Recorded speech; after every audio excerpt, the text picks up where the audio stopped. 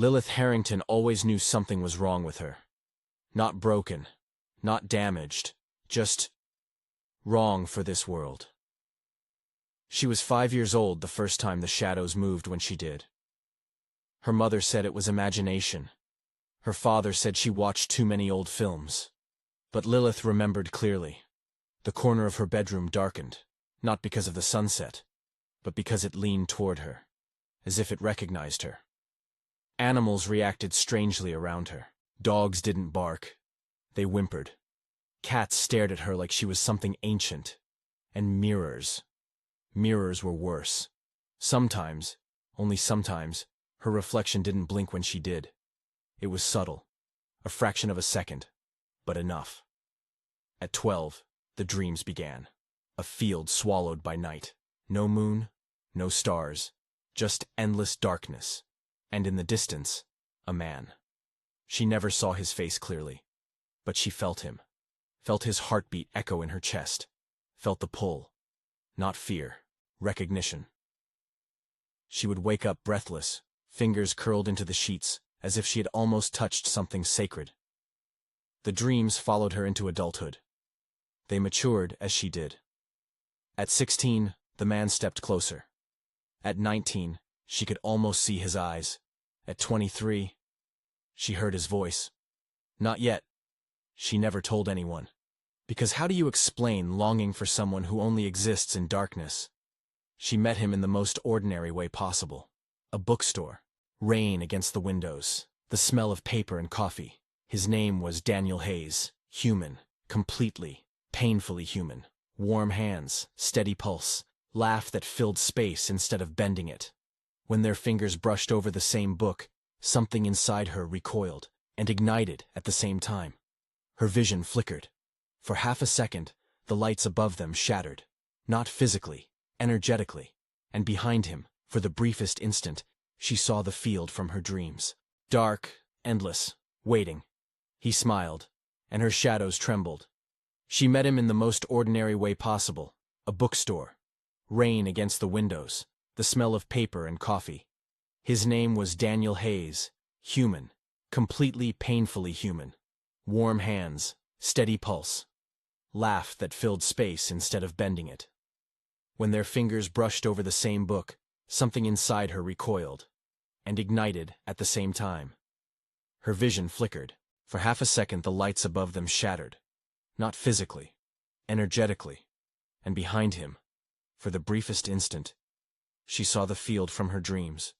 Dark, endless, waiting. He smiled, and her shadows trembled. Falling in love felt like falling through glass. Beautiful, dangerous, inevitable. The closer she got to Daniel, the stranger the world became. Streetlights burst when she walked under them. Strangers forgot what they were saying mid-sentence when she looked into their eyes. The air thickened when she felt anger.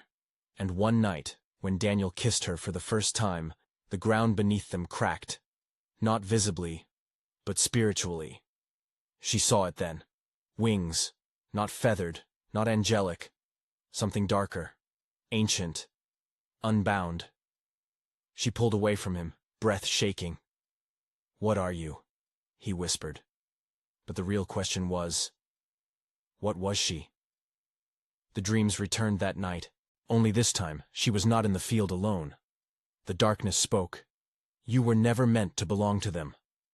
Images flooded her mind. A woman standing beside the first man ever created, refusing to kneel, walking into shadow instead of submission.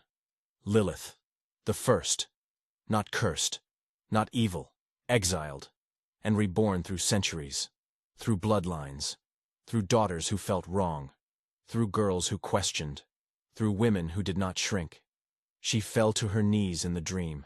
"I don't want power," she whispered. The darkness responded softly. It was never about power. It was about choice. And for the first time, she understood. Daniel wasn't random. He was the same soul she had once loved, before exile, before myth, before the world rewrote her. Daniel stood in her apartment the next evening, pale, terrified, but still there. "I saw something," he said quietly. Tell me I'm not crazy. She could have lied. She could have left. She could have chosen eternity over fragility. Instead, she stepped toward him. I am not what you think I am. Silence. I am older than this life. Older than this body. I was cast out for wanting to stand beside, not beneath. His eyes didn't show hatred, only fear, and something deeper. Love. Does loving me destroy you? He asked. She felt the shadows coil around her spine, the ancient power stirring. Yes, loving him would weaken her immortality, bind her to mortality, make her vulnerable. And for a being born from exile, vulnerability was death. She touched his face. I was never meant to love, she said softly. He held her hand anyway. Then let's break what was meant. The sky did not split open. There was no war, no thunder, no punishment. There was only a decision. Lilith stepped away from the darkness. The wings dissolved, the shadows thinned. Power left her body like smoke leaving a cathedral. Painful. Final. Beautiful. For the first time in centuries, she felt human. Not because she was weak, but because she chose. And somewhere in the unseen realm, the ancient forces whispered, she has done it again. She has chosen love over dominion. And maybe that was her true rebellion. Not refusing to kneel, but daring to love. Silence. That's how this one ends. Not with destruction, but with stillness.